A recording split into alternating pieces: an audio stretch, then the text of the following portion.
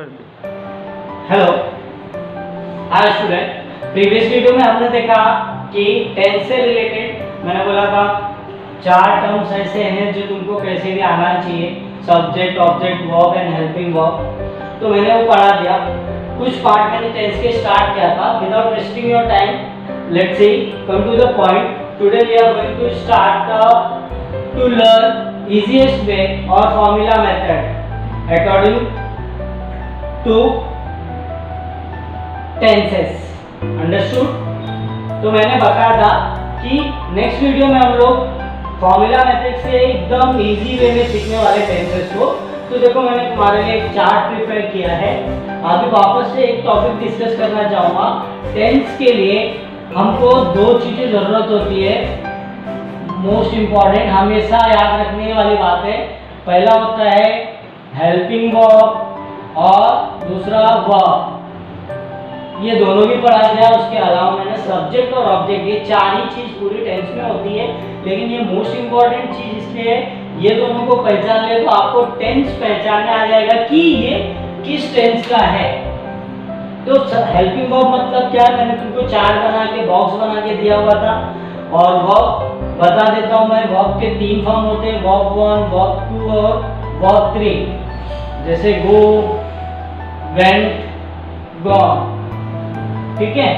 फिर सपोज करो right, road,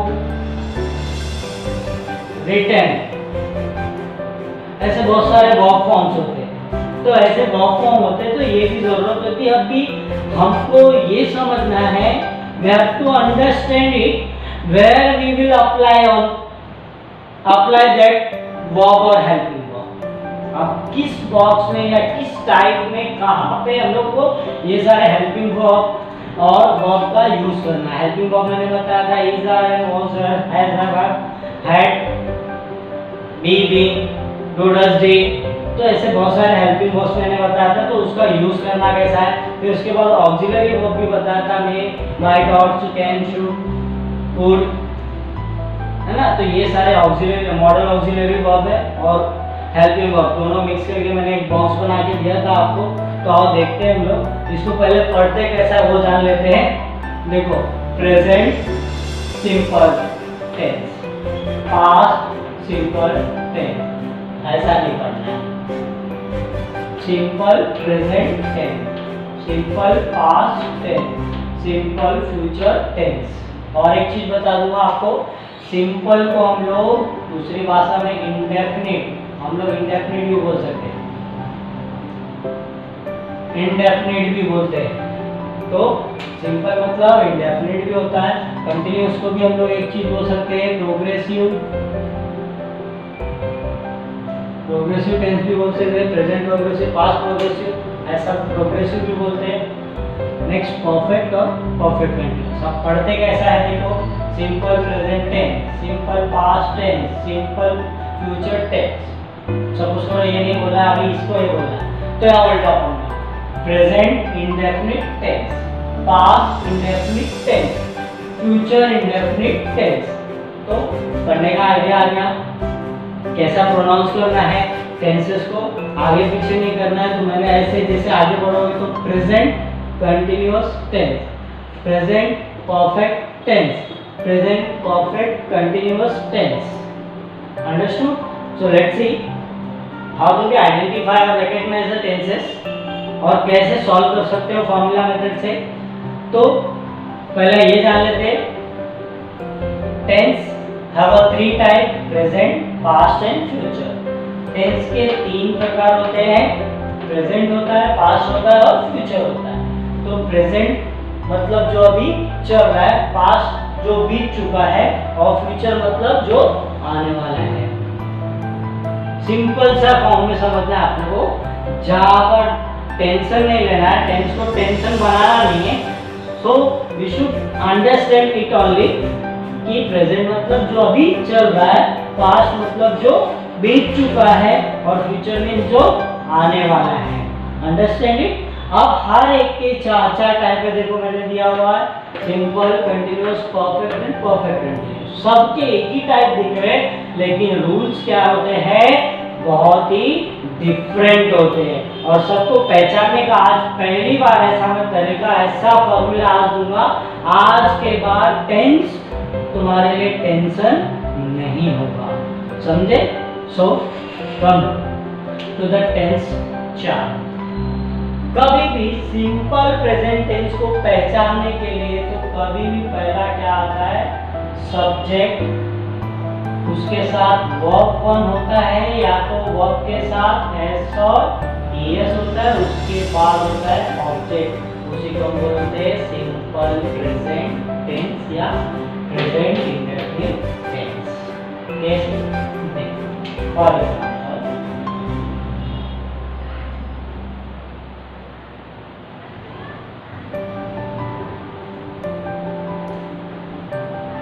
he plays football। देखो बेटा, बच्चों देखो, he क्या है? According to previous video, if you remember that, subject क्या होता है? Starting element, noun और pronoun, है ना? ऐसा होता है और it comes before verb। तो देखो ये subject हो गया, last content object हो गया और action verb हो गया verb। तो वर्ब के साथ एस और ईएस लगा हुआ है बच्चों, एस और ईएस। तो ये कैसे आ गया ये एस और ईएस? तो ध्यान देना, यहाँ मैंने दो चीजें बताई है, सब्जेक्ट प्लस वर्ब वन और वर्ब विथ एस और ईएस। तो याद रखना, एक इंपॉर्टेंट नोट कर लो ऐसा, if the subject is singular, so always will come verb with s or es। याद रखना, यहाँ पे सब्जेक्ट क्या है? सिंगुलर था, इसके लिए वर्ब के साथ s और es आया हुआ है, ऐसा है ना यहाँ पे। अगर सब्जेक्ट प्लूरल है तो हमेशा वर्ब के साथ वर्ब बनाएगा। तो एकदम इजी है, एकदम इजीएस्ट वे है। अगर सिंपल प्रेजेंट टेंस को पहचानना है तो वर्ब के साथ एस और ईएस, पहला सब्जेक्ट वर्ब के साथ एस और ईएस या वर्ब वन प्लस ऑब्जेक्ट आएगा। आई hope you understand very well. समझ में आया? समझ में आया क्या? ओके, देखो आगे देखो,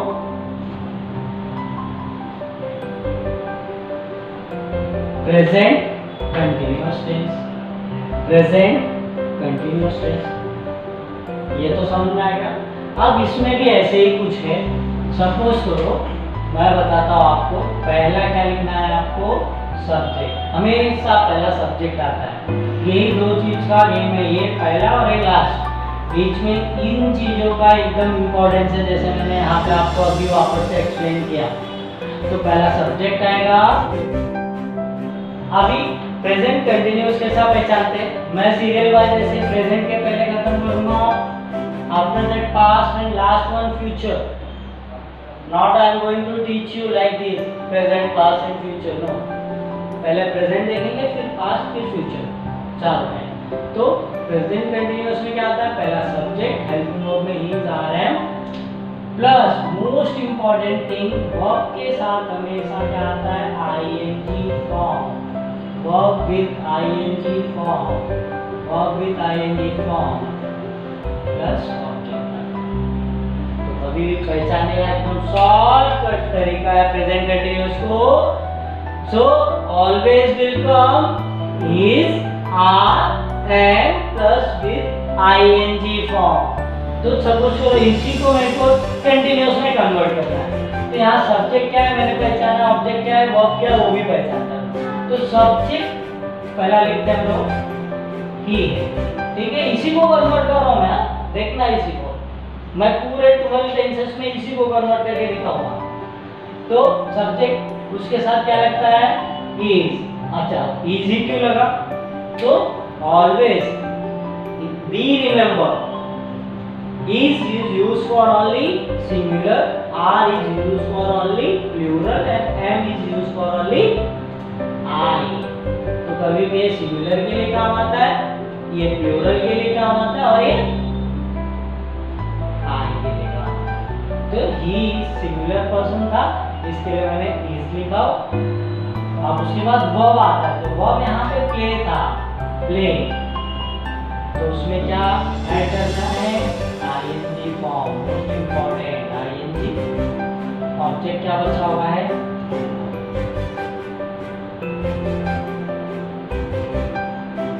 बहुत इजी है। चलो परफेक्ट पे चलते हैं। परफेक्ट क्या है, फर्स्ट बिकम सब्जेक्ट, हैज और हैव प्लस वर्ब 3। देख रहे हो यहाँ पे वर्ब का यूजेज, यहाँ वर्ब 1 था, वर्ब के साथ सॉरी है वर्ब भी था, यहाँ वर्ब 3 है एंड ऑब्जेक्ट। तो कभी भी प्रेजेंट परफेक्ट में क्या आएगा, पहला सब्जेक्ट आता है, हैज और हैव आएगा। वापस से बोलो, हैज सिंगुलर के लिए यूज होगा, हैव प्लूरल के लिए। So has always be found for singular and have been used only for plural। Okay, तो चलो इसी को कन्वर्ट कर देते हैं इसी में, प्रेजेंट परफेक्ट में। तो सब्जेक्ट क्या था, ही लिख दिया, तो सिंगुलर है, इसके साथ क्या आएगा, हैज और हैव। हाँ, वेरी गुड, हैज, समझदार। Next verb 3। अब प्ले का थर्ड फॉर्म क्या होता है, प्ले। ऑब्जेक्ट क्या बचा हुआ है, फुटबॉल। इजी है, अब इससे इजी तरीका नहीं हो सकता, इसी को मैंने बोला था फॉर्मूला में। तो ये हमेशा याद रखना, ये फॉर्मूला हमेशा याद रखना, मोस्ट इंपॉर्टेंट चीज है ये याद रहेगा तो आप कभी टेंसेस को भूलोगे नहीं। Now last one, last type is present perfect continuous. So always first of all we have to know, welcome always subject, then helping verb में has or have plus been, then verb with ing form and last one object। देखो एकदम easy form है, सब कुछ easy है। देखो पहला subject, फिर हैज और है प्लस बीन प्लस वर्ब के साथ आईएनजी प्लस ऑब्जेक्ट। तो अब इसी को कन्वर्ट कर देते हैं। तो क्या है सब्जेक्ट, ही, फिर क्या आएगा, हैज, उसके बाद बीन, प्ले है, क्या आ जाएगा, प्लेइंग, प्लस क्या है, ऑब्जेक्ट क्या बचा हुआ है, फुटबॉल। इजी, वापस से एक गो थ्रू हो जाते हैं। कभी भी सिंपल प्रेजेंट टेंस को पहचानने के लिए देखो वर्ब विद एस और एस याद रखना, या वर्ब 1 सिंपल, कंटीन्यूअस या प्रोग्रेसिव, प्रेजेंट प्रोग्रेसिव या प्रेजेंट कंटीन्यूअस को पहचानने के लिए is are am plus ING form, important चीज। प्रेजेंट परफेक्ट को पहचानने के लिए हैज और हैव प्लस वर्ब 3, ठीक है। प्रेजेंट परफेक्ट कंटीन्यूअस को पहचानने के लिए has, have plus been plus ING form. समझना है, I hope you clear all. Have any doubt then please comment in comment box. Now second, past tense. चलो past tense देखते कैसा है पास्ट। अभी आपको क्लियर हो गया पूरी तरीके से। मैं वापस से बोलूंगा, if you have any doubt to be sure, any doubt, if you have any doubt I said, कुछ भी प्रॉब्लम है तो कमेंट बॉक्स में कमेंट करना जरूर। चलो पास्ट टेंस देखते हैं। So past tense simple past tense या past simple tense, no simple past tense. Okay, simple past tense में पहला सब्जेक्ट आता है, फिर वर्ब टू आता है और उसके बाद Okay. So what is subject? Verb to an object. So let's see वो convert करते हैं लोग. First what will come? He play. का second form क्या होता है? Playing. और फिर क्या है? Football. समझा ना? Most important चीज verb. Most important चीज verb to. So in simple past tense always will come verb to. Verb to आया मतलब simple past tense. अभी देखते हैं past continuous tense. ठीक है? Subject, then was, were plus verb with ing common है.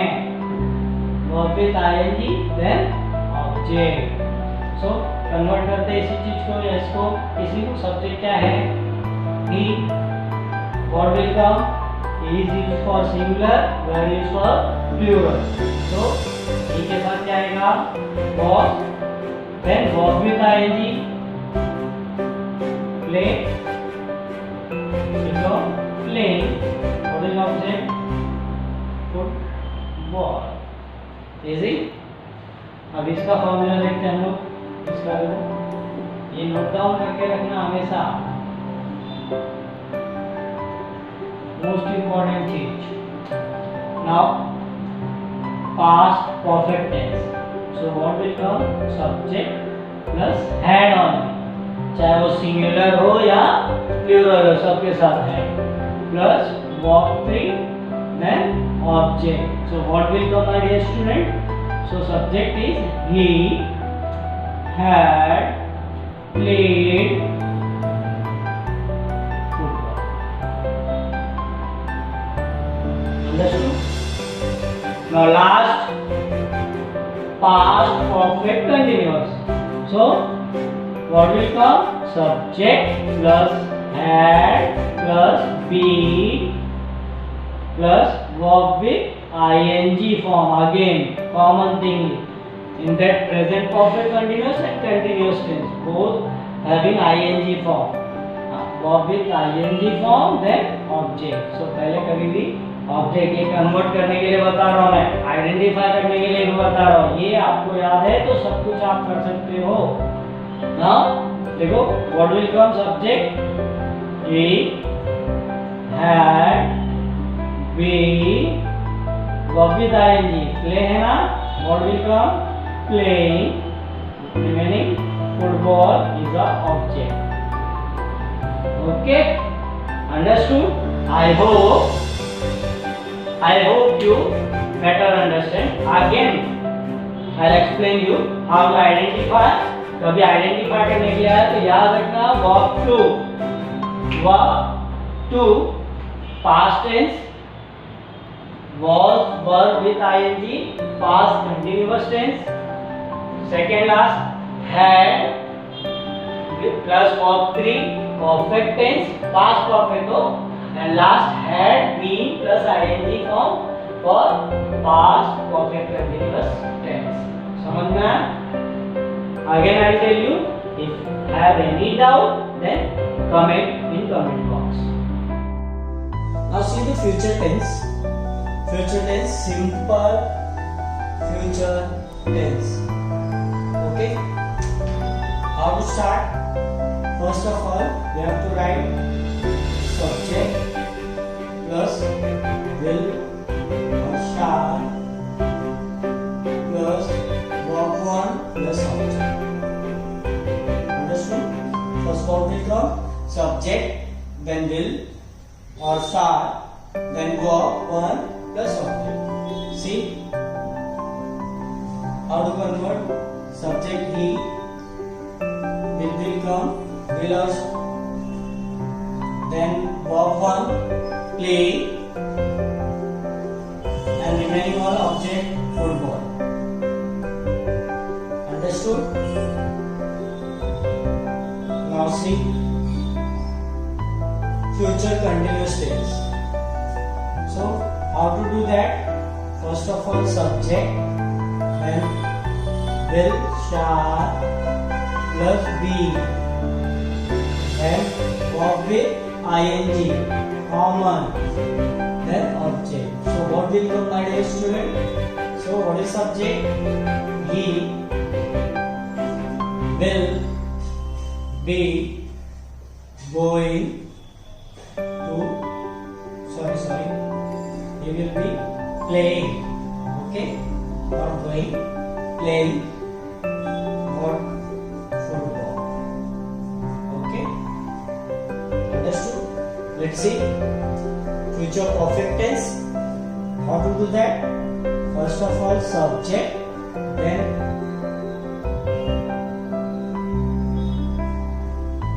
will or shall plus have, then verb 3 object. Let's see how to convert. What is subject? He will have played, verb 3 played, remaining object football. Understood? Now see last future perfect continuous tense. How do you do that? First of all subject, then will or shall plus have plus being, then object. Understood?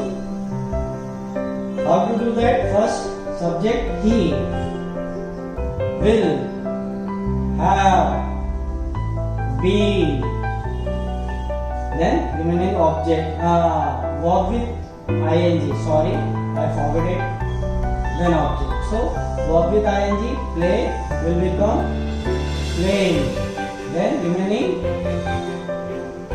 object. Understood? So let's see once again. I will tell you how to identify future. Simple. First of all, subject will or shall, verb 1. Will or shall, verb 1. That means simple. Will, shall is a common in all the future. In continuous, be plus ing. In perfect, have plus verb 3. Will, have plus verb 3 is a common. Next, how to identify perfect continuous, future perfect continuous? Will, shall, have, been plus ing. Will, have, been plus ing form. Understood? I hope you clearly understand that. Just you have to notify that all the formula you have to remember this. You must remember all this. Then you are able to solve the each and every tenses, whatever recognize or to convert in other tense. See, I had convert the one sentence into 12 tenses. Understood? So you are also able to do that. Now see the next example. See here another example I have given. Now let's see. First we'll recognize in which tense is there, which sentence. Now first question. देखो यहाँ पे Anil was watching wrestling match. So first we'll recognize in which tense is there. So was will come. So where it is, was here, and verb with ing. That means now we can definitely say that it is a, which tense is there? Past continuous tense. Past continuous tense. Understood? Now see, the sun rises in the east. So what first is subject, verb with s or es will come. Here come over there. Okay? So s और es कहाँ पे आता है देखो? इधर तो present simple या present indefinite tense या simple present tense. Now see the third example. Subject will or have plus verb 3. So will or have? Now I thought. So will, no. Will have verb 3 plus object. So it is a future perfect. Understood? अब इसी को change करना है किसी ने, suppose करो इसको मैं बोला सिंपल पास्ट में चेंज करो, तो what will come? Subject, then verb two, watch, watch ED हो जाएगा, remaining of object, so what will come? Wrestling match. Suppose करो इसको मैंने बोला परफेक्ट, पास्ट परफेक्ट में चेंज करो, so what will come? Past perfect, past here, perfect here. So what is subject? Sun, the sun had rising. What is object? In the east. Understood? Like this also. तो अभी मुझे लगता है आप लोग को क्लियरली समझ में आ गया होगा। नहीं समझ में आया तो कमेंट बॉक्स में कमेंट कीजिए, प्रॉब्लम पूछिए। डेफिनेटली मेरे पढ़ाने के बाद मुझे ऐसा लगता है कि आप लोगों को इजीली सब कुछ समझ में आया होगा। If you clear all the terms, please like and subscribe. Thank you.